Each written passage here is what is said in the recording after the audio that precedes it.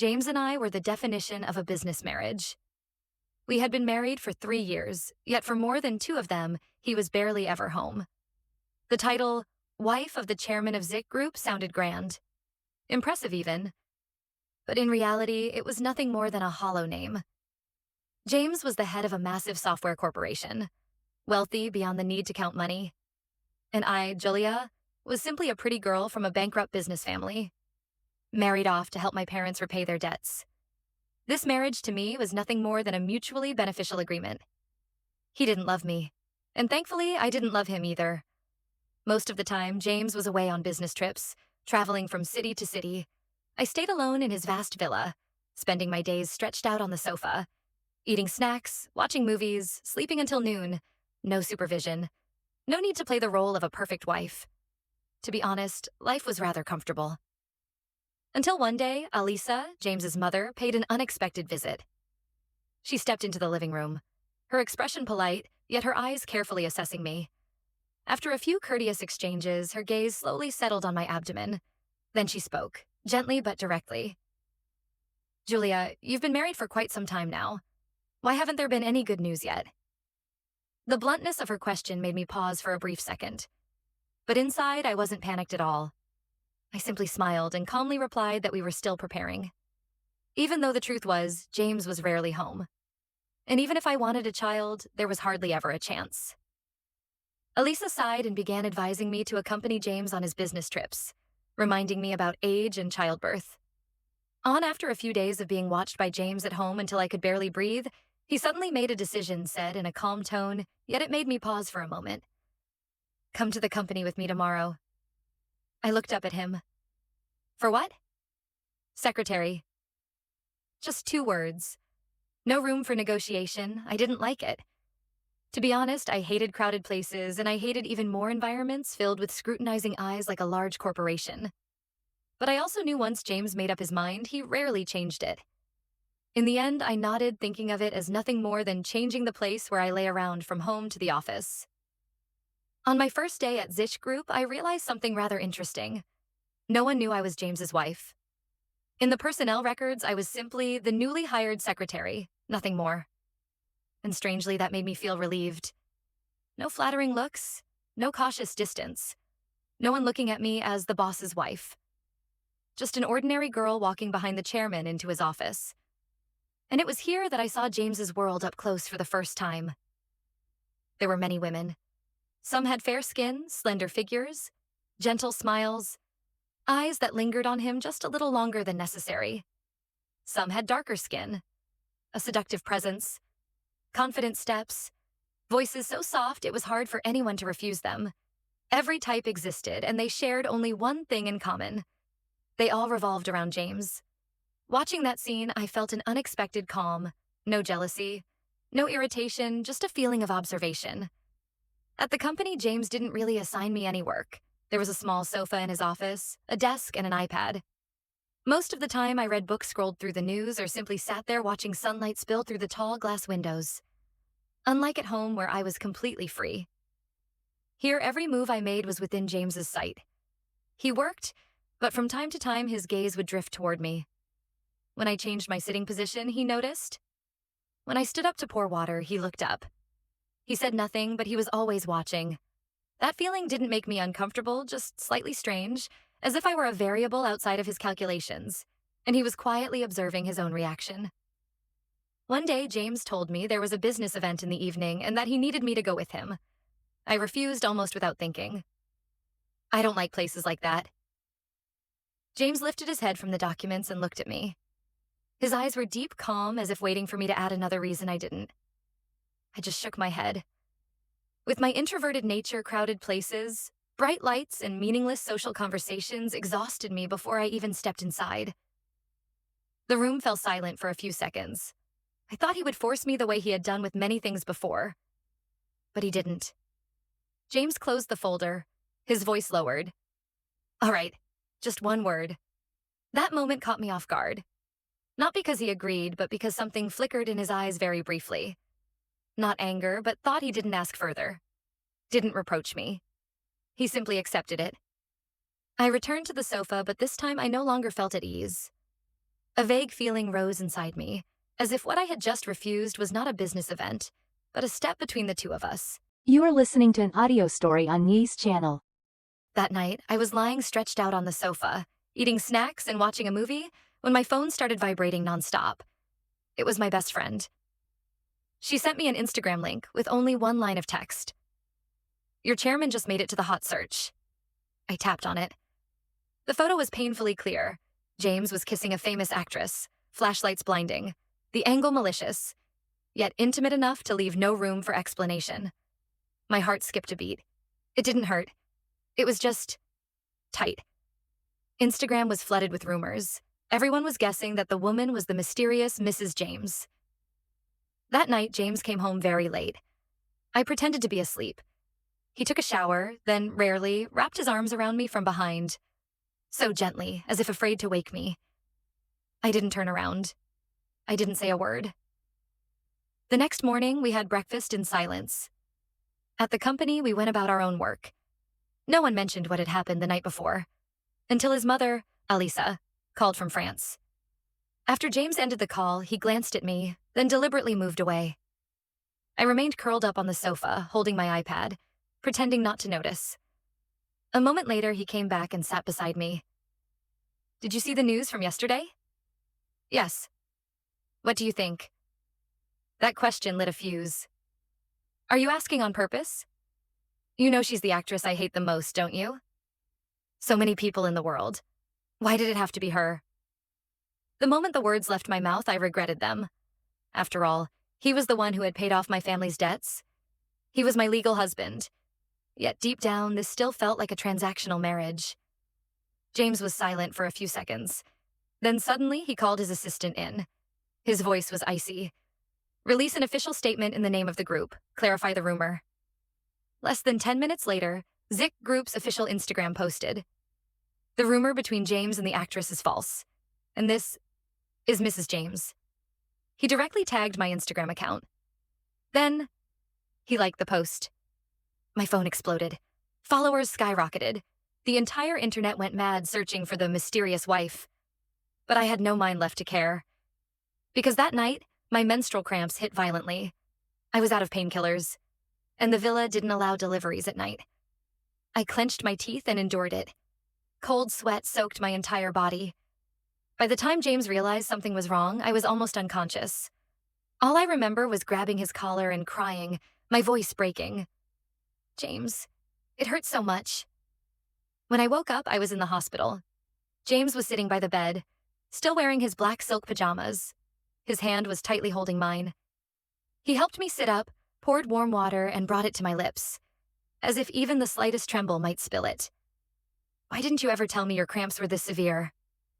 His voice lowered, anger restrained beneath it. I opened my eyes weakly, lips pale.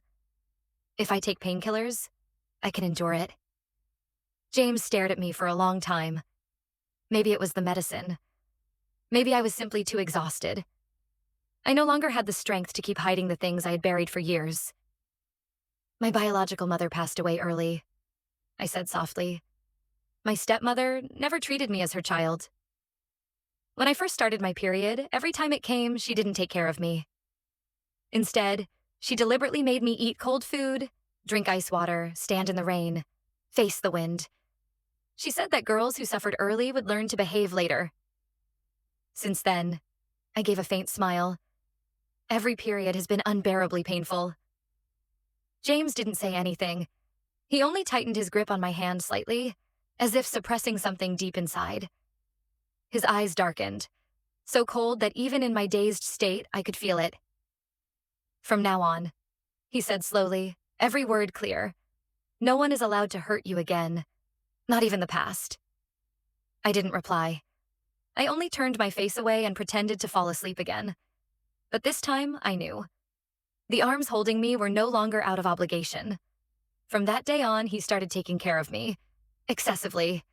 Traditional medicine twice a day. Rain or shine. He even brought work home just to make sure he was there to watch me take my medicine on time. You are listening to an audio story on Yee's channel. After my period ended, James once again prepared to take me to a charity gala. I refused without a second thought. He looked at me. His voice dropped, carrying that familiar hint of threat. If you don't go to the party, then stay home. And we'll do something else. I sneered inwardly. When it came to threatening people, James had never lost to anyone. In the end, I still obediently went with him. Only when I stepped into the ballroom and saw the woman standing in the center of the crowd, wearing that gentle smile, did I finally understand why James insisted on bringing me along. It was her, Rose, his ex-girlfriend. The so-called white moonlight in so many people's hearts. The moment their eyes met, I clearly saw James pause for a split second. Very briefly, but not enough to escape my notice. I stood beside him, watching calmly. Strangely, I found it interesting. So this was it. He brought me here to watch the two of them replay the past. James quickly regained his usual indifference. He tightened his grip on my hand, pulled me away, and began socializing with business partners as if nothing had happened. I was no stranger to events like this. Since marrying James, I had attended many with him. I knew how to handle myself. While we were talking, a gentle female voice sounded behind me. Yulia. I turned around. Rose was already standing in front of us, a glass of red wine in her hand. Her eyes rested softly on James as she stepped closer, elegant and confident. James looked at her, his expression unchanged, but I noticed the displeasure in his eyes. Rose smiled, then turned to me. You must be Miss Julia, right? The way she addressed me was clever. With a single sentence, she denied my status as if I were merely an outsider, and she knew my name, which meant she had done her research. I smiled and turned to James, my voice deliberately intimate. Husband, aren't you going to introduce us? If she wanted to provoke me, I didn't mind responding by making her uncomfortable. James looked at me. His gaze softened slightly. He wrapped an arm around my waist, pulled me closer, then spoke casually to Rose. An old acquaintance. Then he turned to me. My wife, Julia. That light phrase, an old acquaintance, made Rose's smile stiffen for a moment. The atmosphere turned subtle. But Rose was clearly not someone who would back down easily. She kept smiling and said gently, James, it's been so long since we last met. I've missed you. The ambiguous words made the people around us uneasy. James's expression darkened. He looked at Rose coldly. Let's talk outside for a moment. Rose nodded immediately. Before leaving, she shot me a provocative glance, but the very next second, James lowered his head and pressed a light kiss to my forehead. His voice softened completely. Wife, I'll talk to her for a bit and then come back. Rose's smile froze entirely. I smiled in satisfaction. All right, go ahead. After the two of them left, I continued socializing with a few of James's partners. They were all seasoned foxes. No one was foolish enough to ask questions they shouldn't, except one brainless person. I retreated to a corner of the hall and grabbed some dessert to pass the time. Just as I was eating, a sharp, familiar voice sounded behind me. If it were me, I'd have found a place to hang myself already. Who would still be in the mood to eat? I turned around. Liz, my half-sister. She stood there in a pastel pink princess dress, a luxury handbag in hand, her eyes full of mockery. I looked at her, genuinely unsure what to say. Liz, pink suits children better. You're already this old. Aren't you embarrassed dressing like that? She ground her teeth in anger, then quickly put on a fake smile. I just saw James talking to a very beautiful woman on the balcony. I shrugged. Oh, that's his ex-girlfriend. Liz's eyes lit up, as if she had just discovered a shocking secret. So you're about to be kicked out, right? I looked at her and honestly found it amusing. Liz, if you're bored, read fewer trashy romance novels. She clenched her teeth, then suddenly dropped a bomb. Nick is back. That name was so distant I almost forgot it existed. I replied calmly. Oh, now I know. Don't you want to get back together with him? Liz leaned closer, trying hard to catch a reaction. I stepped back. My expression turned cold. Whether he's back or not has nothing to do with me. I'm married. I lightly turned the wedding ring on my finger. Instead of backing off, Liz pushed further. I suggest you divorce James sooner rather than later. A virtue unworthy of its position invites disaster. Just like your mother back then. In that instant, the smile on my lips disappeared completely. You are listening to an audio story on Yee's channel. Smack. Before Liz could even finish her sentence, I flung an entire glass of red wine straight into her face. She froze on the spot. The vivid red liquid slid from her chin down her neck, soaking into her gorgeous dress, leaving her looking utterly miserable. The sound wasn't loud, but it was more than enough to draw the attention of everyone in the hall, including Jason, my biological father, and Fiona, my cruel stepmother. The moment they saw Liz drenched in wine, the two of them rushed over. Jason didn't bother asking what had happened. He shouted furiously in front of everyone. Fiona, on the other hand, put on her usual act, gently holding Liz, comforting her, just like she had done for years. At that instant, I felt as if I'd been dragged straight back into my childhood nightmare. I looked at that family of three coldly. "Julia, you unfilial daughter," Jason roared, completely forgetting where he was. I curled my lips into a mocking smile. "I don't just want to splash her," I said slowly, my voice icy to the bone. "I want to splash you too." "You..." Jason raised his hand, about to slap me. But before I could land, someone stopped him. "Mr. Jason, please calm down." A familiar voice rang out. It was Nick. I stared in shock at the tall man standing in front of me, but before I could even react, smack, another glass of red wine was thrown straight into my face. It was Liz. After doing it, she immediately hid behind Fiona, even sticking her tongue out at me, her smugness written all over her face. The entire hall fell deathly silent. All eyes turned toward me. I stood up straight, calmly pulling out a tissue and wiping the wine from my face. When I was done, I lightly patted Nick on the shoulder and smiled. "Move aside." Nick stiffened, clearly not expecting me to be this calm. Taking advantage of his hesitation, I pushed him aside and walked straight toward Liz. My movements were swift. I grabbed her from behind Fiona and slapped her, hard, twice in a row. Smack, smack. It happened so fast that Fiona didn't even have time to shield her precious daughter. "Is my mother someone you can slander?" I spat each word out, my eyes ice cold. Who's the one stealing someone else's husband? Who's the real mistress who destroyed another family? I deliberately raised my voice, making sure every word echoed throughout the hall. "Do you want me to remind everyone here how your mother rose to her position? Huh?" Those two slaps were brutal. So brutal that Liz collapsed onto the floor, clutching her face, staring at me in sheer terror, unable to recover. My hand began to go numb. Seeing her daughter beaten and publicly humiliated, Fiona went berserk. She cursed loudly and lunged at me. But James was faster. He stepped in front of me, pulling me into his arms, completely shielding me from them. "Jason." His voice was cold as ice, his expression darker than ever.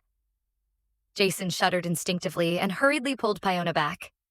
She cried and pounded his chest, screaming that he was useless, that his wife and daughter were being bullied and he didn't dare say a word. Being humiliated like this in public, Jason completely lost face. Gritting his teeth, he hissed, "If you keep acting crazy, I'll freeze your card." The moment she heard "freeze your card," Fiona went silent, as if someone had pressed pause. Only then did James speak again, his tone calm but heavy with authority. "Jason, I expect a reasonable explanation." His gaze was so cold it held no emotion at all. "Who was it that threw wine at my wife?" Polite, distant. Enough for everyone present to understand. There had never been anything resembling familial affection between him and this so-called father-in-law. Jason was visibly flustered. His face turned ashen, his lips trembling, unable to form a response. James didn't wait. He lowered his head, gently rubbing my back, his voice dropping even lower. "How Julia's mother, my mother-in-law, died. I believe you know that better than anyone." Then he lifted his gaze and looked straight at Jason. His voice wasn't loud, but every word carried a warning. "Julia is my lawful wife now. Anyone who bullies her is bullying me." Jason's entire body trembled. Since my grandfather and mother passed away, Jason's company had been declining rapidly. In recent years, it survived almost entirely on investments from James's group. If James pulled out, it would be a death sentence. Provoking James was no different from digging his own grave. Jason turned toward Liz, his face dark. "You unfilial brat. Who gave you permission to be so disrespectful to your sister? Apologize. Now." But Liz had been spoiled her entire life. How could she endure those 2 slaps? She clutched her face, burst into tears, and ran straight out of the hall. Fiona panicked and chased after her. Jason was left standing alone under countless scrutinizing gazes, forcing out an awkward smile. You are listening to an audio story on Yee's channel. Julia. She's still young. Please don't take it to heart, having to apologize in front of so many people. He had completely lost his dignity. I looked at the man called my father, feeling an overwhelming sense of unfamiliarity. My face was utterly expressionless. My mother was frail. She only gave birth to me. I don't have a younger sister. I once had a younger brother, but he left this world with my mother. Swallowing back my tears, I lightly tugged on James's hand and whispered, "I want to go home." James said nothing. He took off his suit jacket, draped it over my shoulders, and lifted me into his arms in front of everyone. As he turned to leave, voices overlapped behind us. Julia. James. He never stopped walking. On the way home, neither of us spoken. After we arrived, I changed clothes, took a shower, and collapsed onto the bed, exhausted. Not long after, James came out of the bathroom, still carrying the warmth of steam. He lay down behind me, wrapping his arms around me, his chin resting lightly on the top of my head. His voice was low, gentle, almost a whisper. Julia, let's have a child. My body stiffened slightly. A child? I had wanted one. Once. I had wanted a baby so badly, someone of my own blood, so I wouldn't have to live alone in this world anymore. But the relationship between James and me had never been healthy. There was someone else in his heart. And I no longer had the strength to trust, nor the courage to love wholeheartedly ever again. In a relationship like this, how could a child possibly be happy? All I wished was that if I ever had a child one day, that child would live freely and joyfully, without fear, without carrying burdens that were never meant to be theirs. I didn't answer him. I simply pretended to fall asleep. James stayed silent for a long time. Then he sighed softly and pulled me closer into his arms. From that day on, he never brought up the topic of having a child again. The next morning, I used meeting my best friend and going out shopping as an excuse, saying I didn't want to go to the company with him. James didn't make things difficult. He only wrapped an arm around my waist, lowered his head, and kissed my cheek gently before leaving. At noon, I went to my usual cafe in the city center. Rose had asked to meet me, James's ex-girlfriend. I had also invited my best friend along under the excuse of lunch. Though deep down, I knew very well this meal wouldn't be simple. Rose arrived first, still elegant and beautiful, her eyes carrying the familiar arrogance of someone who once stood very high. I sat across from her, rested my elbow on the table, and deliberately raised my hand so she could clearly see the massive diamond wedding ring on my ring finger. She clenched her teeth, her voice filled with anger. James doesn't love you at all. I shrugged indifferently. That's fine. We're adults. Love isn't that important. I curved my lips into a smile. As long as he belongs to me now. And the money belongs to me too. That's enough. Rose was so furious she couldn't speak. She glared at me, grabbed her bag, and stormed off. I calmly lifted my coffee and took a sip. James's ex-girlfriend. Was this really all she was capable of? I hadn't even started playing my real hand yet. Not long after, my best friend arrived. As soon as she walked in, she ran into Rose and got shot a glare. Who was that? So rude. She frowned, rubbing her arm. James's ex, I replied, standing up. Let's eat. Her eyes widened. What? You two didn't fight? I looked confused. Why would we? She came all the way here to provoke you. I rolled my eyes helplessly. She's weak. I said a few words and she got angry and left. What I didn't expect was that even lunch could lead to running into Nick.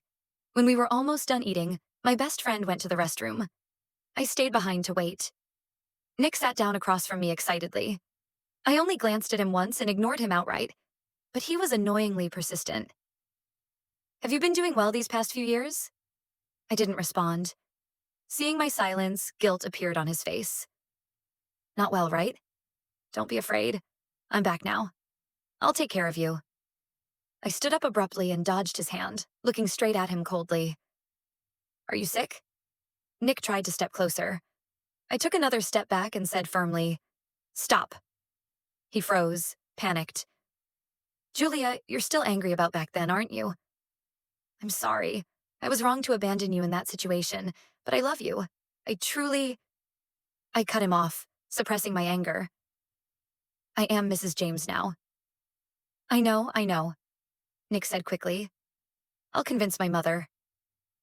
I pressed my fingers to my temple and laughed coldly. Did you leave your brain overseas too? Just then, my best friend returned. She pulled Nick away and said sarcastically, Give it a rest. 3 years ago, you couldn't even convince your own mother. You think anyone would believe you now? Nick tried to explain. This is the last bit of patience I have. I took a deep breath. What happened between us is in the past. I'm very satisfied with my current life. Please don't come bother me again. It makes me extremely uncomfortable. I grabbed my best friend and was about to leave when Nick grabbed my wrist. But I can tell. You don't love him. I couldn't pull free. My anger finally exploded. I don't love anyone. I only love myself. The moment those words fell, my best friend nudged me. I followed her gaze. James was standing there with Jimmy beside him. In that instant, my mind went blank. James showed no expression. He walked toward me step by step, reached out and grabbed Nick's wrist. Nick cried out in pain and immediately let go. James naturally wrapped an arm around my waist. You are listening to an audio story on Yee's channel. His claim so clear it needed no words. He looked at Nick and smiled faintly. Your friend? I pressed my lips together. An old acquaintance. James looked at me for 3 seconds, then helplessly pinched my cheek lightly and pulled me away. Nick tried to say something, but my best friend punched him. Behind us, her voice cursed loudly. Nick, are you insane? That night, James was no longer gentle like usual.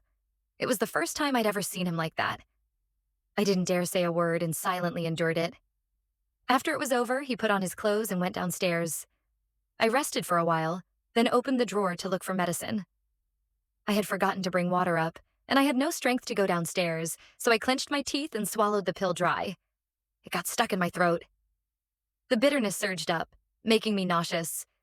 I barely sat up when I turned my head. James was standing at the door, a glass of water in his hand. He had seen me take the birth control pill.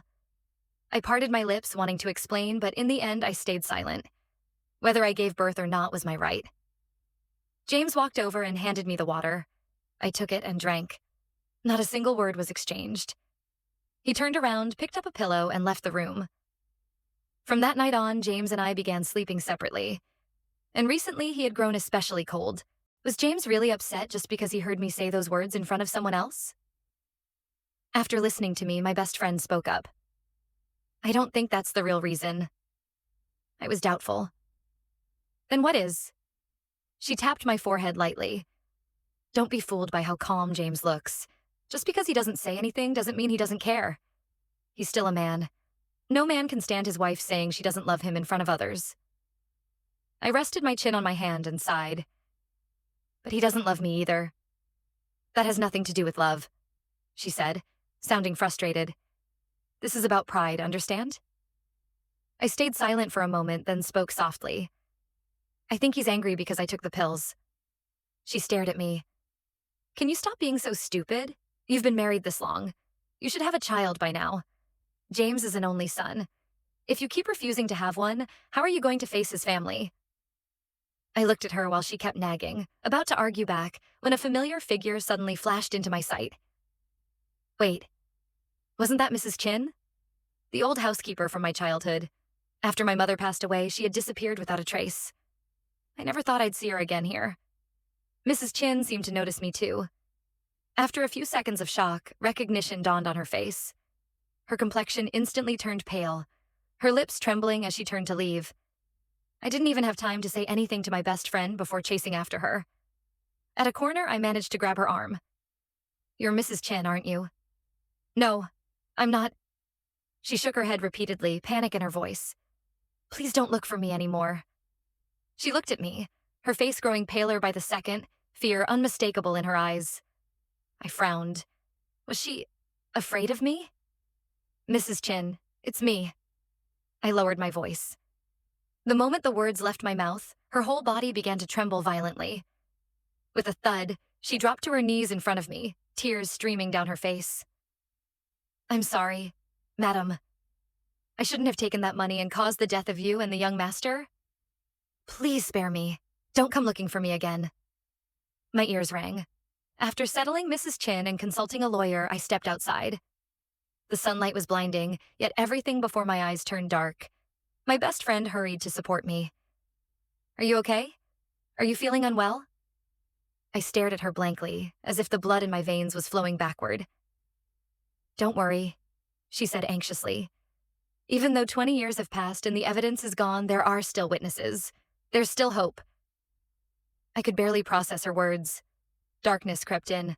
My strength drained away. I fainted. Was James really upset just because he heard me say those words in front of someone else? After listening to me, my best friend spoke up. "I don't think that's the real reason." I was doubtful. "Then what is?" She tapped my forehead lightly. "Don't be fooled by how calm James looks. Just because he doesn't say anything doesn't mean he doesn't care. He's still a man. No man can stand his wife saying she doesn't love him in front of others." I rested my chin on my hand and sighed. "But he doesn't love me either." "That has nothing to do with love," she said, sounding frustrated. "This is about pride, understand?" I stayed silent for a moment, then spoke softly. "I think he's angry because I took the pills." She stared at me. "Can you stop being so stupid? You've been married this long. You should have a child by now. James is an only son. If you keep refusing to have one, how are you going to face his family?" I looked at her while she kept nagging. You are listening to an audio story on Yee's channel. About to argue back when a familiar figure suddenly flashed into my sight.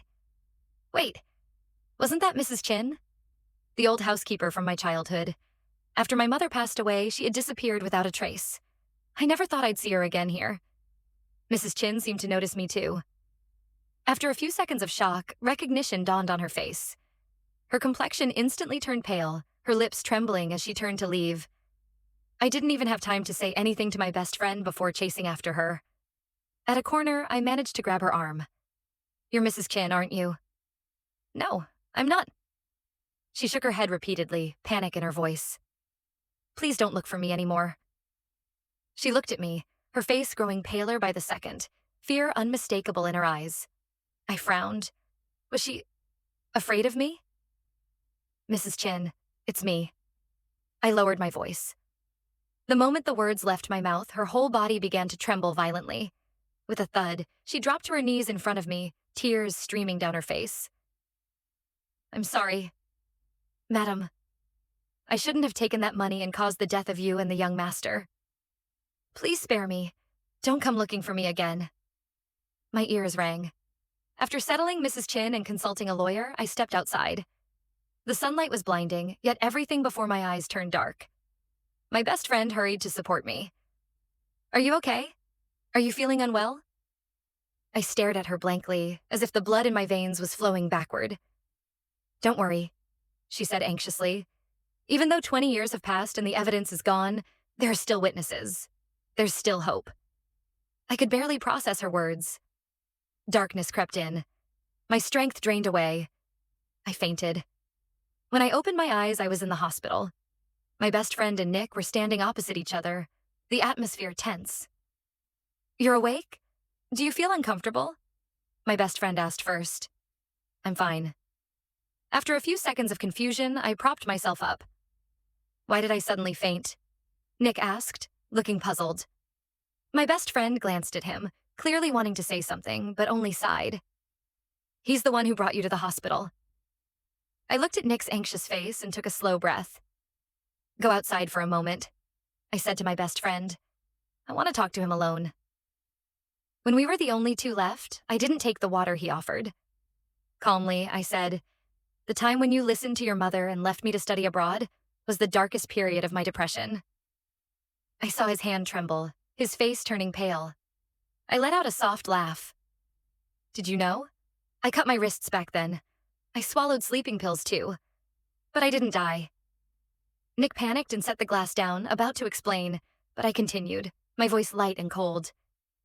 "It took everything I had just to survive. Nick, please let me go. Don't appear in my world anymore." I was so exhausted I couldn't even raise my voice. From that day on, Nick truly disappeared from my life, and I began to act.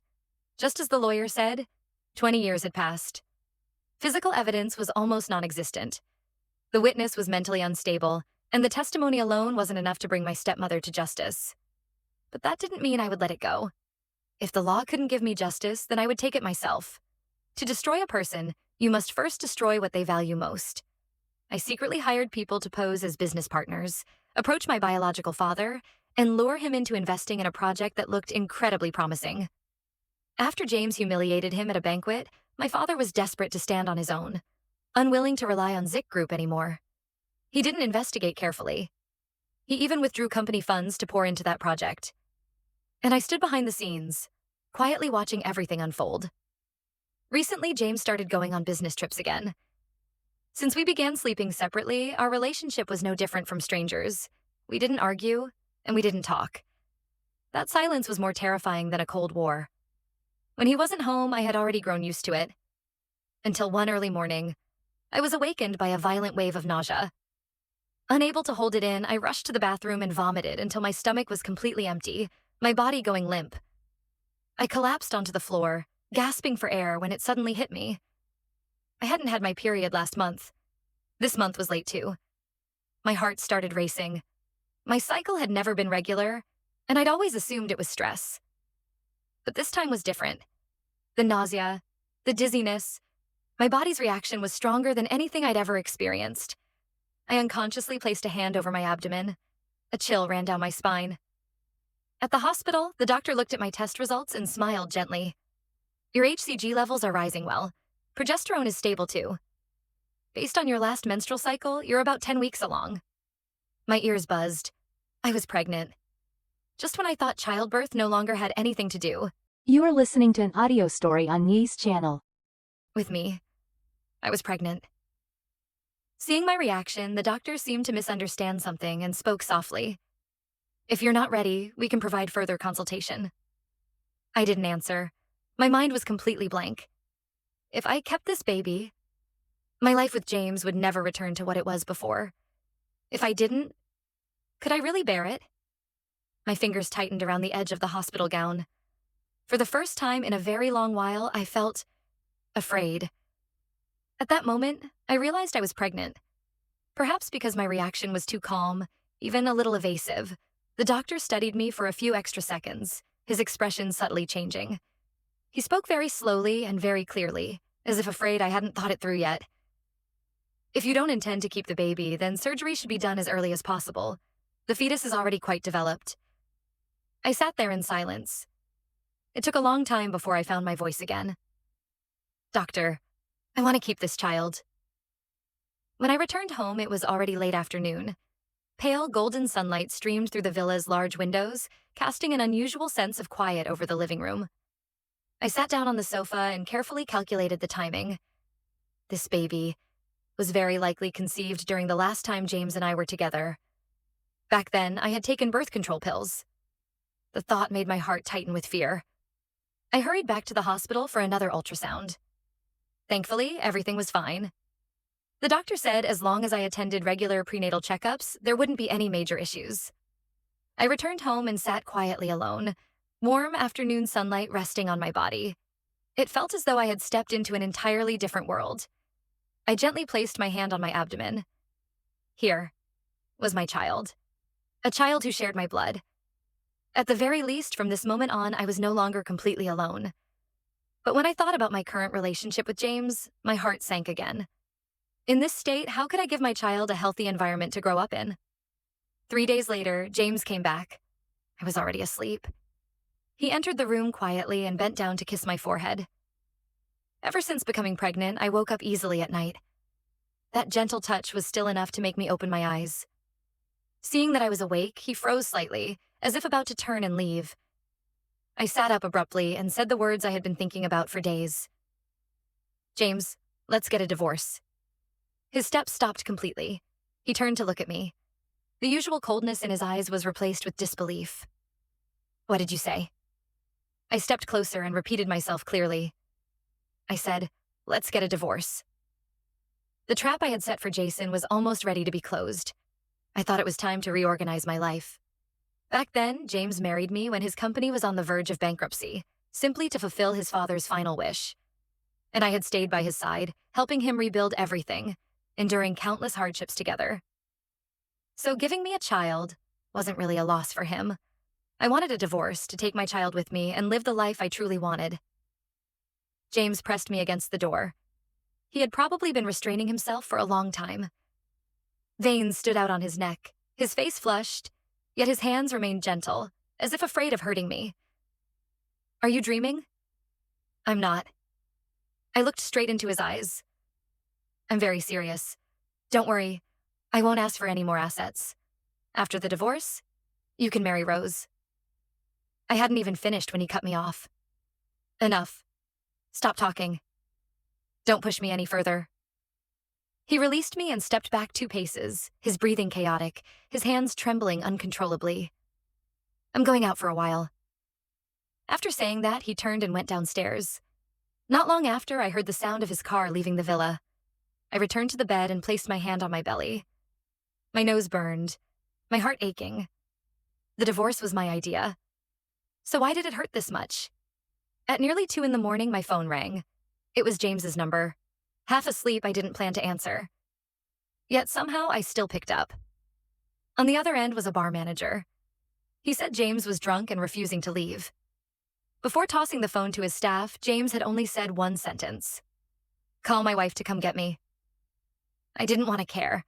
Being called out in the middle of the night only made me more annoyed. But then I remembered how years ago James had once drunk so much for a project that he suffered gastric bleeding. In the end, I still went. The bar was nearly empty. Only him remained. He was slumped over the table, eyes unfocused, his hand still gripping a bottle tightly. After settling the bill, I stepped forward to pull him up, but he was heavy as stone and completely uncooperative. "James, if you don't get up, I'm leaving." Before I finished speaking, he opened his eyes wide and grabbed my wrist. "Don't go. I'm begging you." His voice was hoarse. It was the first time I had ever seen him. You are listening to an audio story on Yee's channel. This broken. Even when creditors had once held a knife to his throat, he had never begged. He pulled me down onto the sofa, buried his head against my chest, and held me tightly. "I can't let you leave. If you go, what am I supposed to do? I work so hard, just to give you a good life. I want to have a child with you. I really do love you." My shirt slowly grew wet. He was crying. My heart shook violently. But at that moment, my abdomen suddenly cramped, sharp pain crashing down on me. My face turned pale. I instinctively tried to push him away, but sensing my movement, he only held me tighter. "James, I'm pregnant. My stomach hurts." He immediately lifted his head, staring at me in shock. Then came the hospital.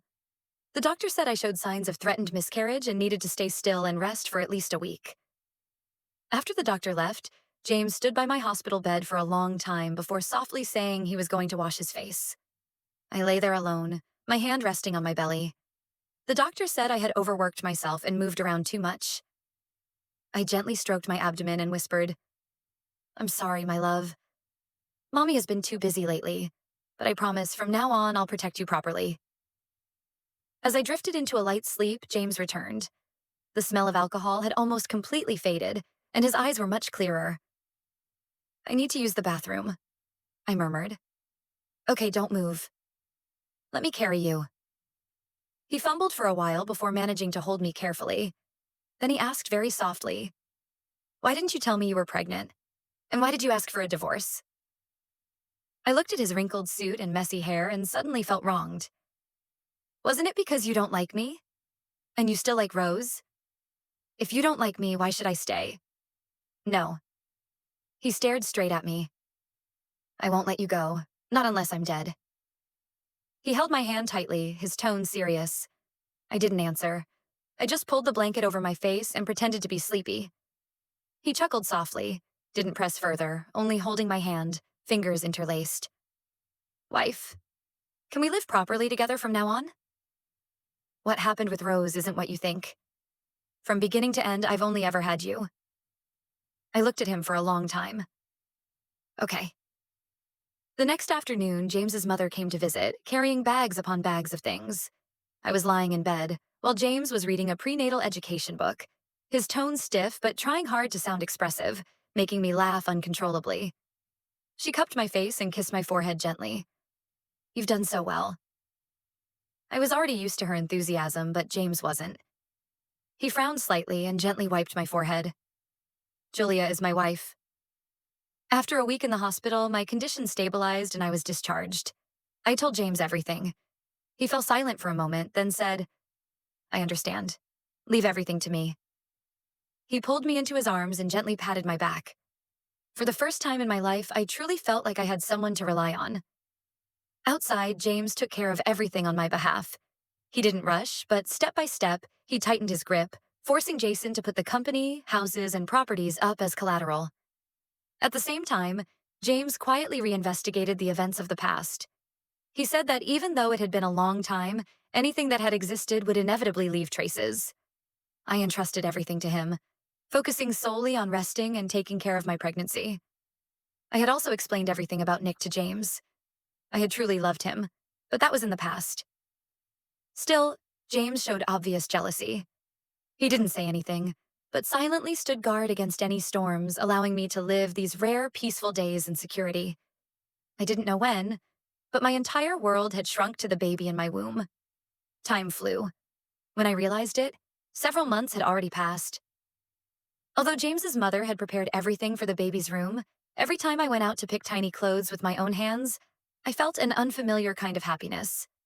Gentle, warm, and indescribable. I had a feeling it was a girl. I lightly rubbed my belly, still small and unclear, and my heart softened little by little. That day, while having a meal outside, I accidentally ran into Rose.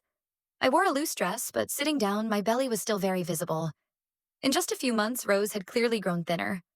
Her eyes locked on my stomach, the cold glare sending shivers through me. I hadn't even reacted when the baby in my womb moved slightly. It was so quick that I almost thought I was seeing things. But the sense of unease didn't disappear.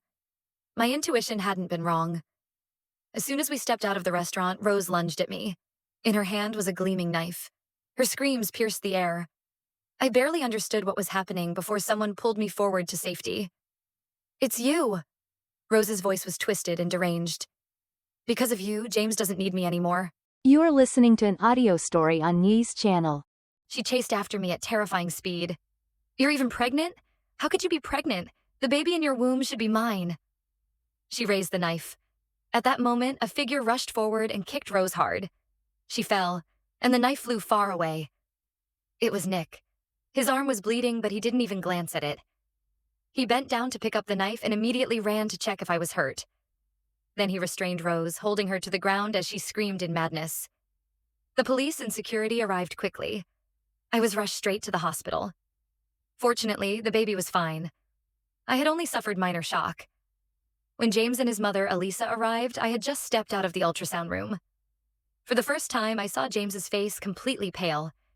He bent over, inspecting me from head to toe, his voice hoarse with worry. "Are you okay? Does it hurt anywhere?" "I'm fine." I tried to sound relieved.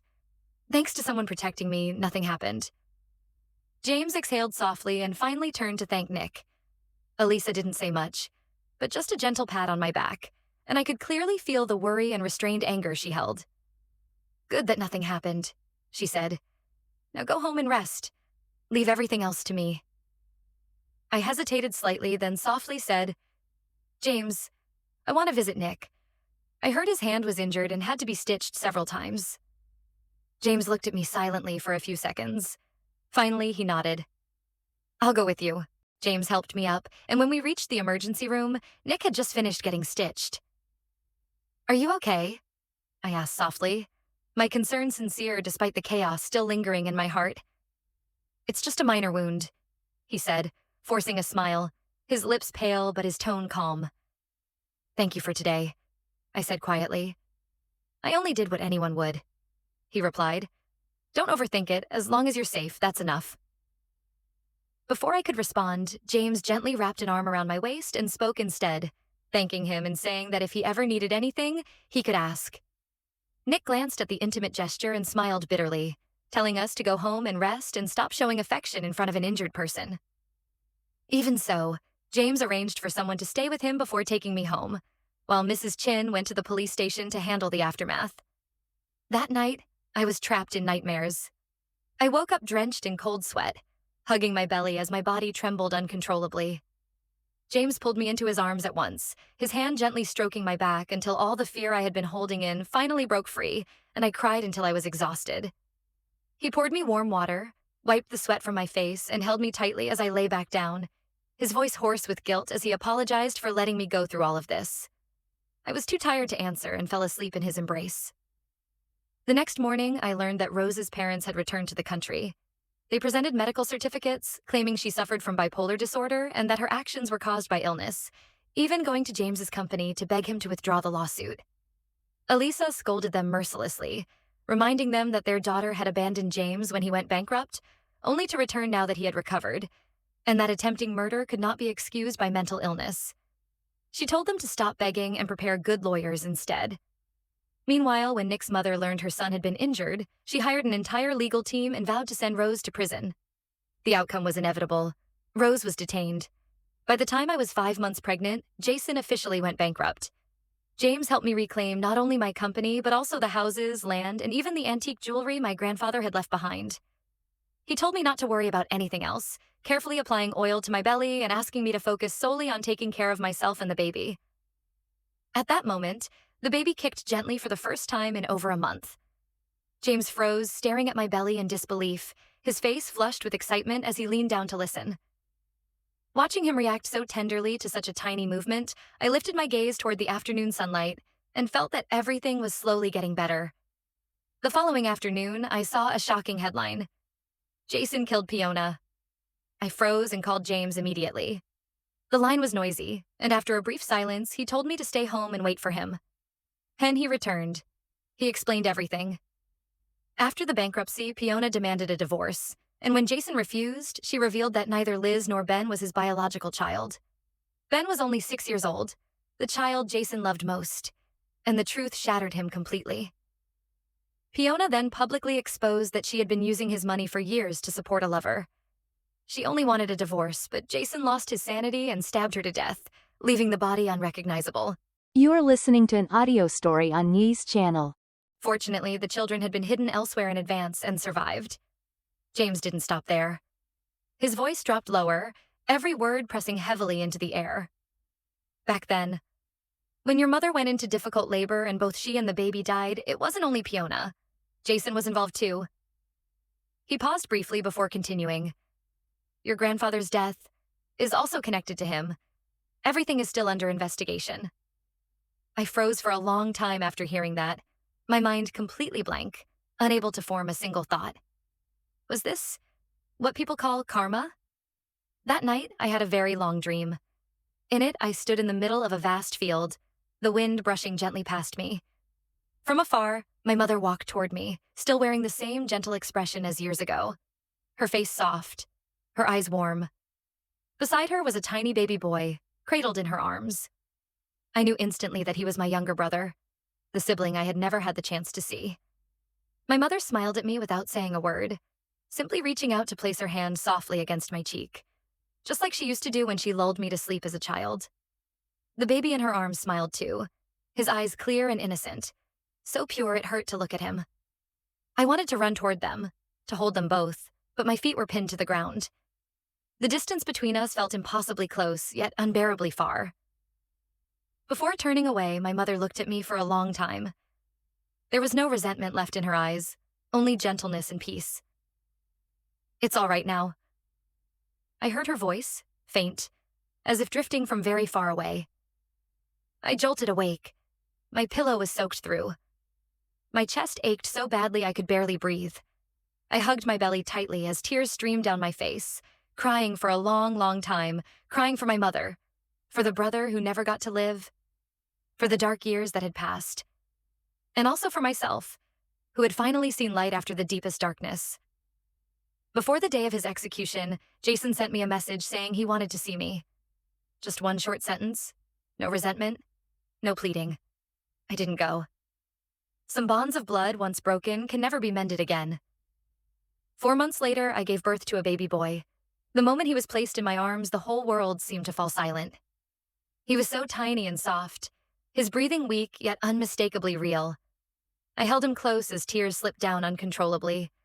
Tears of happiness, of a peace I had waited far too long for. James bent down, kissed my forehead, then pressed a gentle kiss to our son's cheek. His eyes were red. It was one of the rare times I had ever seen him cry. Not from pain or despair, but from love.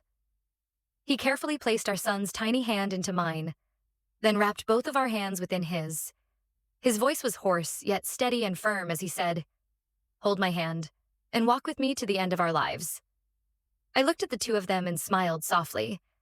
At last, I had a real family, not bound by obligation, not held together by duty, but built on love. This is where the story ends. If you enjoyed it, please subscribe to the channel.